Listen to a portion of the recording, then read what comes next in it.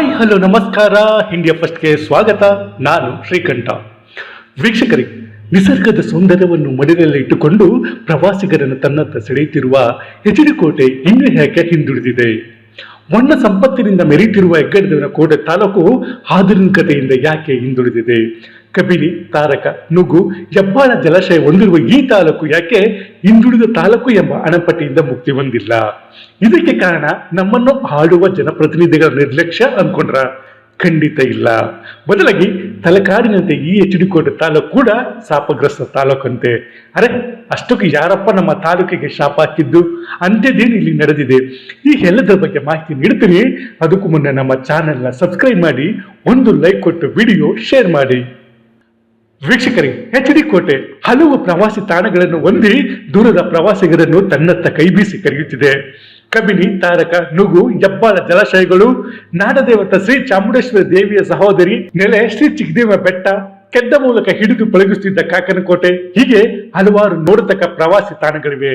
ಅಲ್ಲದೆ ಗಿಡ ಮರಗಳಿಂದ ಆವೃತವಾದ ವನಸಿರಿ, ಅದರೊಳಗಿನ ವನ್ಯ ಪ್ರಾಣಿಗಳ ಸಂಪತ್ತು, ನಗರದ ಗೋಜು ಗದ್ದಲಗಳಲ್ಲಿ ಮುಳುಗಿ ಹೋದವರನ್ನು ಹೊರತಂದು ಮಾನಸಿಕ ನೆಮ್ಮದಿ ನೀಡುವ ತಾಣವಾಗಿಯೂ ಎಚ್.ಡಿ. ಕೋಟೆ ಗಮನ ಸೆಳೆಯುತ್ತಿದೆ. ಎಚ್.ಡಿ. ಕೋಟೆಗೊಂದು ಸುತ್ತು ಬಂದರೆ ಇಲ್ಲಿ ವೃಕ್ಷ ಮತ್ತು ವನ್ಯ ಸಂಪತ್ತು ಹೇಗಿತ್ತು ಎಂಬುದಕ್ಕೆ ಹಲವು ನಿದರ್ಶನಗಳು ಸಿಗುತ್ತಿವೆ. ಹಿಂದಿನ ರಾಜರ ಕಾಲದಲ್ಲಿ ಮೈಸೂರಿನ ಮಹಾರಾಜರು ಇಲ್ಲಿನ ಅರಣ್ಯಗಳಲ್ಲಿ ಬೇಟೆಯಾಡುತ್ತಿದ್ದರು. ಈ ವೇಳೆ ಅವರು ಉಳಿದುಕೊಳ್ಳಲು ಬಂಗಲೆಯನ್ನು ನಿರ್ಮಿಸಿದರು. ಅದುವೇ ಕಾರಾಪುರದ ಮಹಾರಾಜ ಬಂಗಲೆಯಾಗಿದೆ. ಈ ಬಂಗಲೆಯನ್ನು ಈಗ ಜಂಗಲ್ ಲಾಡ್ಜ್ ಮತ್ತು ರೆಸಾರ್ಟ್ಸ್ ಅಂತ ಕರೆಯುತ್ತಾರೆ. ಇನ್ನು ತಾಲೂಕಿನ ಬೀಚ್ನಳ್ಳಿಯಲ್ಲಿ 1975ರಲ್ಲಿ ನಿರ್ಮಿಸಿರುವ ಕಬಿನಿ ಜಲಾಶಯ, 1957ರಲ್ಲಿ ನಿರ್ಮಿಸಿರುವ ನುಗು ಜಲಾಶಯ ಮತ್ತು ತಾರಕ ಜಲಾಶಯ ಹಾಗೂ ಹೆಬ್ಬಾಳದಲ್ಲಿರುವ ಹೆಬ್ಬಾಳ ಜಲಾಶಯ ಇವೆಲ್ಲವೂ ಪ್ರವಾಸಿ ತಾಣಗಳಾಗಿದ್ದು, ಮುಂಗಾರು ಮಳೆ ಅಬ್ಬರಿಸಿದಾಗ ಜಲಾಶಯ ಭರ್ತಿಯಾಗುವ ದೃಶ್ಯ ಮನಮೋಹಕವಾಗಿರುತ್ತದೆ. ಇನ್ನು ಎಚ್.ಡಿ. ಕೋಟೆ ಹೆಸರು ಯಾಕೆ ಬಂದಿದೆ ಅಂತ ನೋಡೋದಾದ್ರೆ ಇತಿಹಾಸದ ಬಗ್ಗೆ ಒಂದಿಷ್ಟು ಹೇಳಲೇಬೇಕಾಗುತ್ತದೆ. ಹಿಂದೆ ಈ ಪ್ರದೇಶಕ್ಕೆ ಪೊನ್ನಟ ಎಂಬ ಹೆಸರಿತ್ತಂತೆ. ನಂತರ ಮೈಸೂರು ಮಹಾರಾಜರ ಸಾಮಂತನಾದ ಹೆಗ್ಗಡ ದೇವನು ಇಲ್ಲಿ 1422 ಚದರ ಕಿಲೋಮೀಟರ್ ವಿಸ್ತೀರ್ಣದ ಕಂದಕಗಳನ್ನು ನಿರ್ಮಿಸಿ ಈ ಪ್ರದೇಶದ ಸುತ್ತಲೂ ಮಣ್ಣಿನಿಂದ ಕೋಟೆಯನ್ನು ಕಟ್ಟಿದ್ರಂತೆ. ಹೆಗ್ಗಡದೇವನು ಕಟ್ಟಿದ ಕೋಟೆಯ ಕಾರಣಕ್ಕೆ ಮುಂದೆ ಈ ಪ್ರದೇಶ ಹೆಗ್ಗಡ ದೇವನ ಕೋಟೆಯಾಗಿ ಹೆಸರುವಾಸಿಯಾಗಿದೆ. ಆ ನಂತರ ಕಾಲಕ್ರಮೇಣ ಸಂಕ್ಷಿಪ್ತ ರೂಪ ತಾಳಿ ಎಚ್.ಡಿ. ಕೋಟೆ ಆಯಿತು.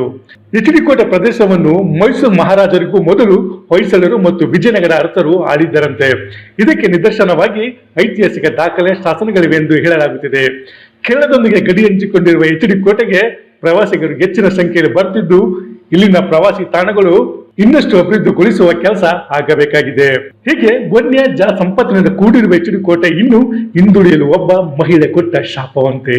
ಹೌದು, ಅಂದು ಹೆಗ್ಗಡ ದೇವರಾಯನ ಆಸ್ಥಾನದಲ್ಲಿದ್ದ ಮಹಾರಾಜನಿಂದ ನೊಂದ ಮಹಿಳೆಯೊಬ್ಬಳು ಕೊಟ್ಟ ಶಾಪ ಕಾರಣ ಎಂದು ಹೇಳಲಾಗುತ್ತಿದೆ.